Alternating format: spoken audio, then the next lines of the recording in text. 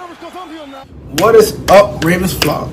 Huge shout out for your support for the 410 Sports Talk. James and Glenn are the best in the business. They're killing it right now. They love talking Raven talk. Make sure you go subscribe to their channel. Let's go Ravens. Big trust. Welcome in, everyone, to another episode of 410 Sports Talk. I'm Glenn Martin here with my co-host James Haskell. In this episode, we have a new guest and friend of the show, Luke Jones from WNST. Luke, thanks for joining us. No problem. How you guys doing? Doing good, man. How are you? Well. Good. I mean, week one in the books. It's so funny. You wait so long. You go through all the checkpoints of the offseason, and then week one comes. It's a big deal, win or lose, and then you're on to the next week. I mean, on to Cincinnati, as Bill Belichick said years ago. That's right. It's interesting because time marches on mercilessly, right? I mean, forget about it, right? You got to forget about last week, good or bad. You got to move forward. I mean, there's no question about it. I mean, especially when the Kansas City Chiefs are coming to town. I mean, you start 0-1. We know the history of the league when you start 0-2. Although I'll point out, I think I saw it's 11% of teams, 12%, whatever it is. But most of those teams that start 0-2 are just bad teams. So you keep that in mind. But you start 0-2 and you have two road games to follow. I mean, we can think back to 2015 because, I mean, that's the only losing season of the Harbaugh era, but things can spiral. And I think this is a crucial point for them to at least turn the page and compete, go out there and play hard. And at least, even if they don't win the game, you want to play well in front of your home fans. You want to play well against the measuring stick in the AFC. There's no question about that. Yeah, absolutely. I mean, it's gonna be a really interesting one, and especially from a gambling perspective. That's right, Luke. From a gambling perspective, our show tonight is sponsored by our resident sponsor, MyBookie.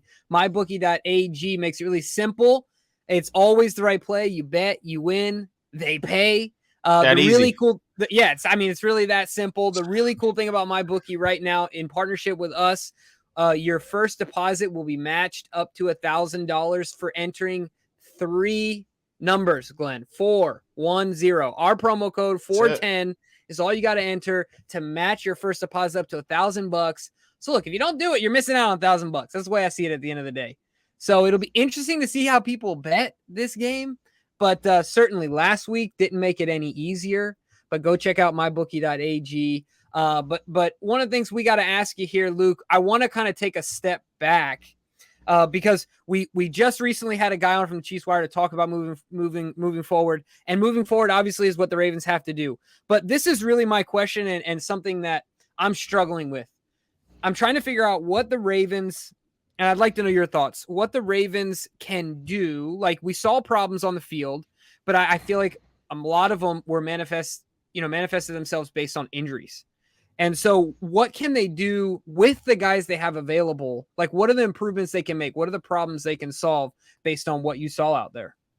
Well, I mean, you mentioned the injuries, and of course it starts with the running back position, right? I mean, that's where they've just been absolutely hammered.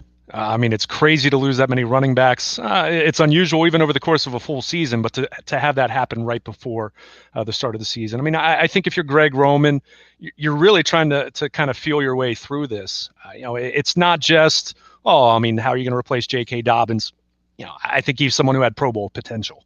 I don't think any of these guys, even though you're talking about a couple former Pro Bowl running backs in the mix now, and talking about Bell and Devontae Freeman and Latavius Murray, someone who's been a 1,000-yard back before. But you're just trying to figure out what these guys do well. You're trying to figure out what you can do with this running game, and I do think they're going to figure that out. I think it may not come this week, but I think sooner rather than later, they'll figure out a way to make their running game work.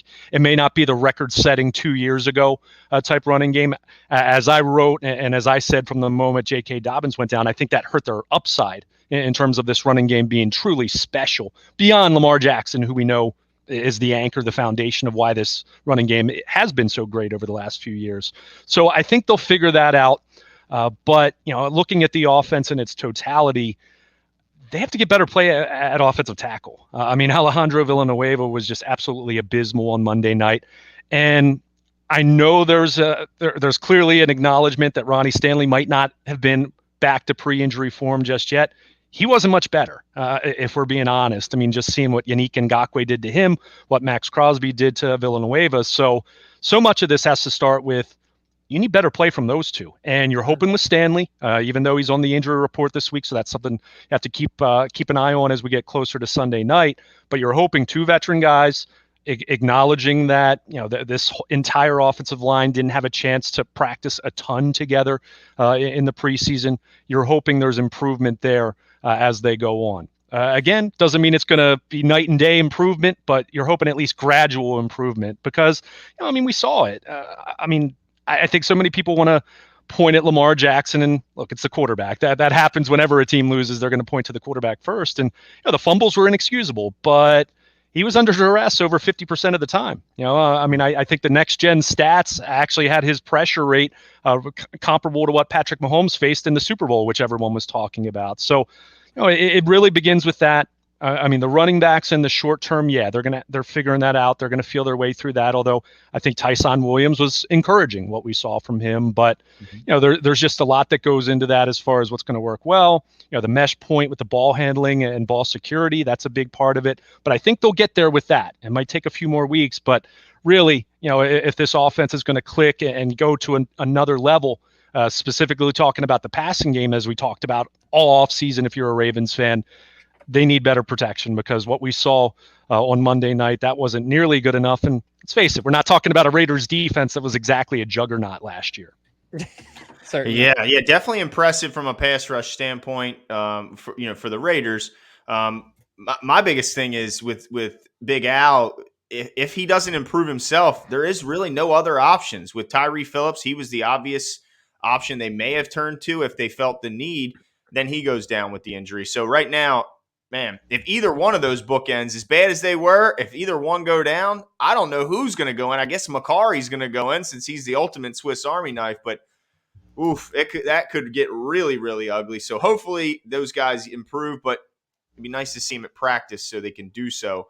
But get on to the defensive side of the ball. I was at least happy with the run defense. That looked to be as advertised. They were able to really lock up Josh Jacobs, and even though he had a couple nice runs, and he did score twice, 10 for 34 is about what you would hope for as a Ravens fan if you're looking at it. And outside of that Mariota kind of goofy run there, they really held their rushing attack in check there. But the passing game's got me concerned, Luke, because how does a guy get 19 targets? Like, you go into that game, you got to know that Waller's the guy that they're going to try and target. Of course, Renfro is a guy you got to watch out for on third down.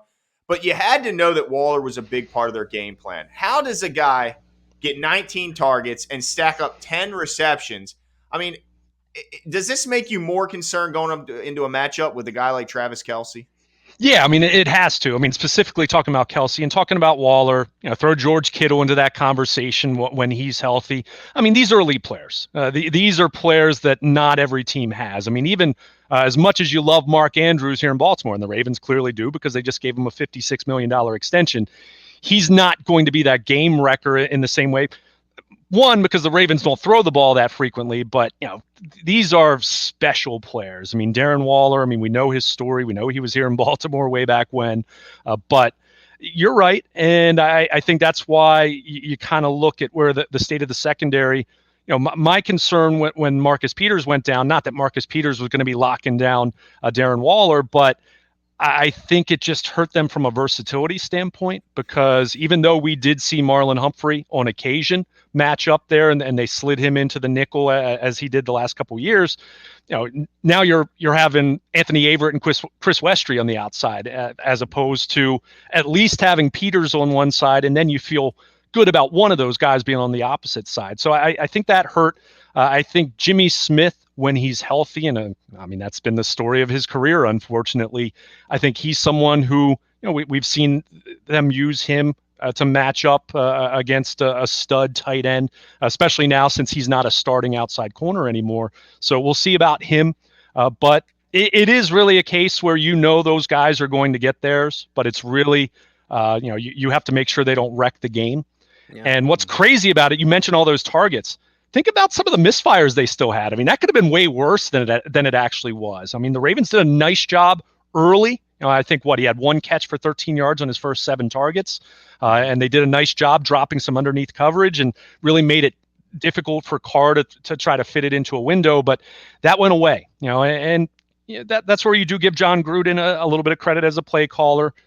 He knows where their money is made, and it's with Darren Waller, who caught 100 passes last year. So it's definitely discouraging, now on the back end of that, knowing that it's Travis Kelce, but you kind of knew that anyway. Mm-hmm. So it really is a case of, okay, they lost Marcus Peters on last Thursday, so it was already pretty late into the week in terms of game plan and how you're going to do things, and they had to shuffle, and but it's going to be another ensemble effort. I mean, even if Jimmy Smith is ready to go, I don't think it's going to be as simplistic as, well, Jimmy Smith's just going to travel with him. So it is tough, and I thought that's what was kind of interesting. Not to go too far off topic, but Tavon Young not playing as much as people would have necessarily anticipated as your nickel corner, knowing your nickel is basically your base in today's game. But when he's 5'9", 180 pounds, I mean, it's not really the matchup. If you're talking about a Waller or a Travis Kelce lining up in the slot as they're apt to do. So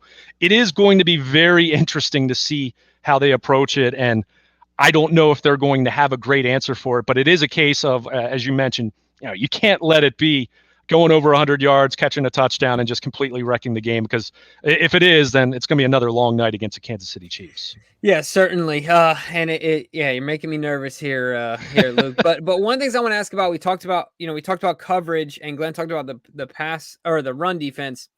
So just to fill you in here, we have a running bet on this show, a wager. Where so you'll see my microphone. The only good thing that came out of that Raider game. It's the only good thing. Yeah, I have a microphone cover because I have the inability to control the volume of my voice, so I'm trying to buffer it any way that I can, and to keep Glenn from cringing and turning down his volume knob all the time. But so the bet has to do with Udafe Owe and him getting double-digit sacks. So I bet that I would eat my microphone cover if he gets 10 sacks, if he gets double-digit sacks this year. However, he's already registered 1, and he had some moments in this game. Even Justin Houston had some moments in this past game. What's your take on Udafe now that you've seen him in 1 week of game action, maybe in comparison to some of the preseason stuff? But now that you've got some actual game film, what's your take so far? I mean, I think you have to be encouraged from him. I mean, to me, he stood out as their best pass rusher on Monday night. I mean, he got the sack. I mean, that was a little more. I mean, that was a scramble. He chased him down, which we've seen him, even go back to the preseason, chasing down quarterbacks in the open field, which just speaks to him just being a complete freak from an athletic and size combination. But I mean, I think he's young. I'm not expecting, just because he got a sack in week 1 that's going to just be a weekly occurrence. But for me, can he consistently put pressure on the quarterback? Can he hit the quarterback? Can he set a good edge, which is something that I think was underrated about his game at Penn State, that kind of sets a higher floor. So many of these pass rushers, when they come out of college, and you guys know, I mean, how the college game is. I mean, I'm not a college football savant, but we know it's become so much more about spread and quarterbacks just trying to get rid of the ball as much as they can. And fundamentally, you have a lot of these edge rushers who have no idea how to set an edge, and that's something that he does well. That's why he played as much as he did in week 1. That's why he's going to continue to play a lot, assuming he does that. So I don't know if that's going to equate to double-digit sacks. My official prediction for him was 5 sacks, but that was also with a thought that that's going to be productive still. It's going to be, he's going to get pressure. He's going to hit the quarterback. And we all offseason, if you pay attention to the press conferences in the spring and the summer, we've heard John Harbaugh and Eric DeCosta and Wink Martindale talk about it. And we do know sacks are not everything in terms of assessing a pass rush. They're certainly important. And it doesn't mean that, if you have no sacks, then, that's fine because we hit the quarterback, because, you hit the quarterback after the ball's already gone and he's had a clean pocket, then it doesn't mean much. But can you be disruptive? Can you force the quarterback to move from his spot? All those different things that, aren't necessarily going to show up on the stat sheet, but it is much more important now because, as we mentioned, the Marcus Peters injury, and, you don't have quite as elite coverage back there. I think they like their young corners. I mean, Westry, a couple plays here and there, certainly, he'd like to have back, but I thought he held up okay.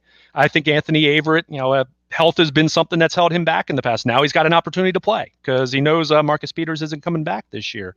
So they have that, but it's not that elite lockdown guy on either side that they were able to enjoy the last couple of years. So they're going to need more of that. And we know that Wink Martindale, as much as he loves the blitz, there is still that, that understanding that you're going to have to get pressure from a four-man rush. And that's something, unfortunately, we didn't see a whole lot of that on Monday night. And that's something that, of course, is going to concern you going into the Kansas City game, knowing how Mahomes has just absolutely torched their blitz the last couple of years. Yeah, he's just surgical.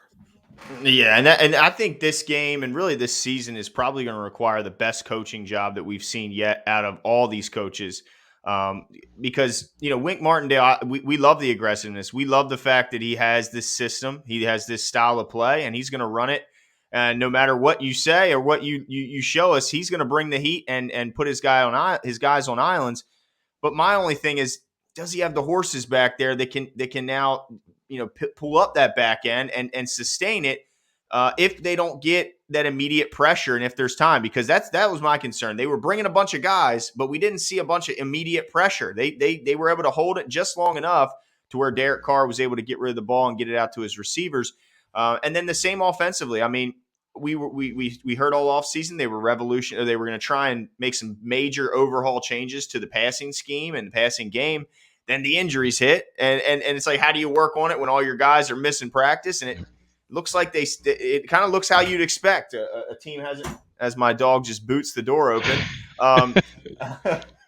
But then the coach, John Harbaugh's got to get this team to bounce back from a devastating loss, knowing that the Chiefs are right there. So what's your confidence level about this coaching staff? Do you think they can get this team to rebound? Do you think they can overcome this crazy rash of injuries and get this team back on the right track?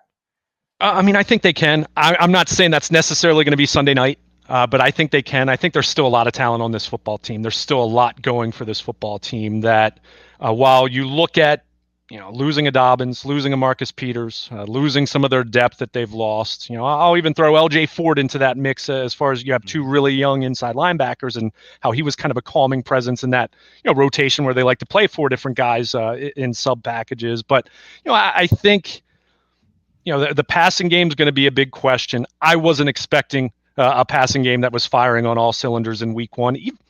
Frankly, even if all their wide receivers had been on the field in the summer, I think that was going to be a work in progress because, I mean, that's been the story the last couple of years, right? I mean, what they do has worked beautifully against, 85% of defenses they face in the regular season, but you get to the postseason and you're facing a great team every single week. Can you do that 2, 3, 4 weeks in a row in the style in which they play? So that's going to be a big question. I think you like what you saw from Marquise Brown and Sammy Watkins. We'll see what happens with Rashad Bateman once he's back on the field, hopefully in October. So there's something to work with there. Again, it comes back to line play. They've got to get that cleaned up. You're hoping you're giving veteran players the benefit of the doubt in that regard. And on the defense, and this is actually something I've been bullish on, Monday night notwithstanding, we've talked about the pass rush and concerns about the pass rush for 3-4 years now. Even go back to Terrell Suggs and Zadarius Smith leaving. Pass rush was an issue then. Last year it was talked about. So, and they've still had a top 10 or top 5 caliber defense each year. It really just comes down to Kansas City's been that that one exception that it's worked really well. But you're hoping now with the upside with Oweh, with Justin Houston, who you're hoping has another 8-10 sack season left in him, something like that, that you can squeeze a little bit more out of that 4-man rush when you need it. But the success speaks for itself the last couple of years. As much as there's concern about the injuries and there's concern about losing on Monday night or potentially falling to 0-2, they've won 25 games over the last 2 years. And that's something to keep in mind. It's a long season. There's an extra playoff spot now as well. There's an extra regular season game to make up some hay there. So I have a lot of confidence still in them being better than they were on Monday night and still being a team that's a factor in the AFC. Does that mean they're the Super Bowl favorite? No, I wasn't picking them to win the Super Bowl before these injuries, but I think this coaching staff does deserve the benefit of the doubt because of how successful they've been the last couple of years. But you do get to a certain breaking point with your injuries that if they endure many more, then you do start to get that feeling like 2015 all over again, where you just wonder if it's just going to be too much to overcome, especially, this early, an early loss. If you fall to 0-2, 2 road games after that, there's that tendency where it can snowball quickly. And, that's where you hope and you put some confidence with an experienced coaching staff. You got to experienced veterans on this team that, they have the resolve that you're not going to start getting into that woe is me and giving in and just feeling like you're snake bitten. Yeah, one of the things I'm curious to know your thoughts on is, we're talking about the coaching staff, and historically speaking, if you look at Greg Roman's stats, I've said this before on the show, but like in his last 2 stops, the third season is usually kind of where the train falls, the train goes off the tracks and doesn't go too well for him, and it seems like he's doing his very best to try and change that. But one of my concerns in this game was around the pressure on Lamar Jackson, not like from a pass rush perspective, but a pressure to produce. So, and I feel like some of that is self-inflicted because he can do so much individually to affect the game. It's kind of the curse of being that type of player where you just decide to take on more and because you're that good, right? But the other part, I think that the coaches can do a better job at taking some pressure off of him in their scheme and their game plan. So what do you think Greg Roman can do to take some of that pressure off Lamar Jackson into this coming game and to make life a little bit easier for him? Well, I think, one, you have to look at where they are from a pass protection standpoint, and you need some quick passing. I think you need to be able to throw some underneath stuff, some quick hitters. You have some speed with Marquise Brown. Throw Devin Duvernay into that conversation as well. I think you can do that. One thing that I would really like to see, and this is something I wrote about a little bit in the offseason, I've touched on it in the past as well. I'd like to see a little more up tempo in general. It's no secret that this offense, and look, most of the time when they're leading in games, you love that time of possession, right? You love to be able to drain the clock.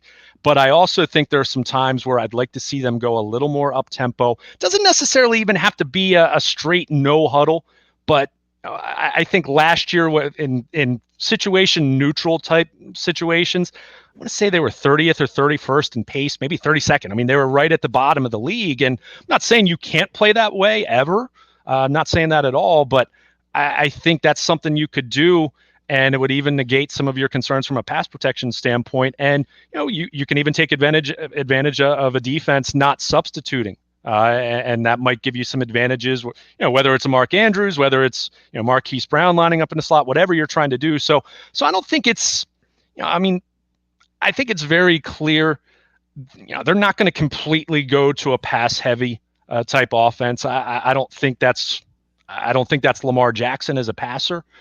So I don't think you're going to completely transform what you do, but I'd like to see some little tweaks like that, some little wrinkles like that. I'd like to see a little more passing on first down in general. An analytics-minded way of play calling is you throw on first down and you throw on second down and run on third and short or run on second and short.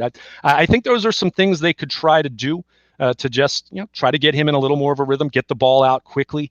And I'm not saying that that's going to cure everything because, again, I think you still have to be able to complete passes outside the numbers. You still need to be able to take shots down the field. And we know last year those were things that they didn't do as effectively. So, those are some things that come to mind for me just on a rudimentary basis, philosophically speaking, that I think they can try to do. So, but you mentioned, Greg Roman, that's been the big question with him. I'll say this: in previous stops, you're talking about Tyrod Taylor in Buffalo, talking about Colin Kaepernick in San Francisco. Lamar Jackson's vastly more talented than either of those quarterbacks are or were. So, I think that's something that, in fairness to Greg Roman, to point that out. But yeah, I think there's certainly pressure on them for this offense to grow in that way. Again, I'll keep coming back to it. And I know I've been a broken record about it though, but if you can't protect the edges the way that they were unable to on Monday night, I don't care how good your playbook is in that regard. You're going to be really limited in what you can do in your passing game. Yeah, and Frank Clark and Chris Jones coming to the building. Yeah. Yeah, that's going to be scary. And I guess maybe there's a little part of me that's hoping that they've been secretly hiding Nick Boyle and just feeding him, and he's going to be our new right tackle. Yeah. Because, I mean, I don't know what they're going to do, but it I was certainly thinking the has same thing me about concerned. Boykin. Maybe forget going to tight end like the speculators will say. Just stick him right at right tackle. Put the weight on him. Just put the weight on, see what he can do. But turning the page to next week, if the Ravens shock everyone, which it seems like is going to be a surprise if they beat them, all is well. We forget about this Monday night game, and the page is turned, and now the Super Bowl chances are back in order, right? Yeah, I mean, all it takes is one big performance, especially in a nationally televised primetime setting, and Lamar Jackson goes toe to toe with Patrick Mahomes, and I mean, it's it reminds me of years ago when the early narrative with Joe Flacco was that he couldn't beat the Pittsburgh Steelers, and then went on the road in 2010, beat them, to Hushmanzada in the final minute, and then the big one was this Sunday night in 2011 to Torrey Smith, and from that point on, it doesn't mean you beat them every time, but I think you have that confidence then that that they're not Supermen, they're not invincible, and I think there's something that the Ravens are there's. I think there's a little bit of a mental block there at this point. I mean, Lamar Jackson, famously after last year's game, acknowledged the Chiefs had been their kryptonite. So, but there was a point in time way back when, I'll use an old school NBA reference here, that the Detroit Pistons were the kryptonite of the Chicago Bulls and Michael Jordan. And then what happens? You beat them and you break through, and that's not the narrative anymore. So, not saying that's going to happen Sunday night, but you have your home crowd. I think it's relevant, unlike last year where there were a couple hundred friends and family that were in the stands for the Ravens-Chiefs game. So you have that. You need to start fast. You'd love to get a big play, whether it's special teams or Lamar gets loose early on, and you jump out to an early lead, and then you can lean into that running game a little bit more. I think something that's been lost. So much has been talked about as far as the pass rush and Mahomes carving up the blitz. You look at those three games, the last 3 years, these last three losses to Kansas City, the Ravens didn't crack 30 points in any of those three games. You've got to score against the Kansas City Chiefs. I mean, it's not as though Kansas City scored 50 on them. It's not as though they've been completely embarrassed. They've been right around what their average, their average scoring per game is. And that's not to say that there's, I'm not blaming the defense whatsoever, but these are the kind of games you got to score. And that was, I remember Ravens Patriots, when they finally broke through in 2012, should have beaten them in 2011, got to a point where it's like, you got to score at least in the high 20s. You're not beating Tom Brady and the Patriots 17-14. You're not beating Patrick Mahomes 27-20. You need to beat them 34-31 or 31-27. And their offense hasn't been able to go toe to toe, despite the fact that they've scored so much against everyone else over the last couple years in the regular season. So it really is. This sounds a little bit like coach speak, but it is true. I mean, they need to be better on both sides of the ball. But I think we've kind of, because it's been so evident with their defense, and we're used to their defense holding teams to 14 points, 17 points, 20 points, you're just not going to be able to do that consistently against Patrick Mahomes and the Chiefs. Mm-hmm. And maybe you get lucky and you get them to turn the ball over a couple times, but you got to score. You got to look at this as a track meet. Now, they're going to throw the ball a bunch, and you're going to hopefully be able to run the ball really well, and then use play action to take some shots down the field and whatnot. But you got to be able to go toe to toe, even if the styles are different. I think some people have had this wishful thought that you play ball control and you run the ball and you keep them off the field. I think that can work for a quarter or two, or that can work if you get that early lead. You jump out to a 14-0 lead.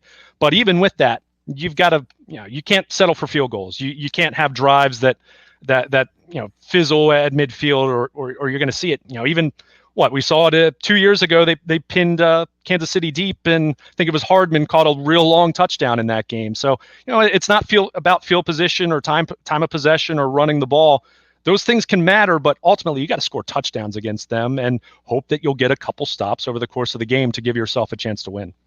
And what do you think the outcome of this game will be? I mean, we've talked about all things from the past game, what the offense needs to do to improve, what the defense needs to improve. I'm starting to get the feeling that you might not think that this is the week that the Ravens bounce back. They might be starting 0-2. What's your take on this game ultimately?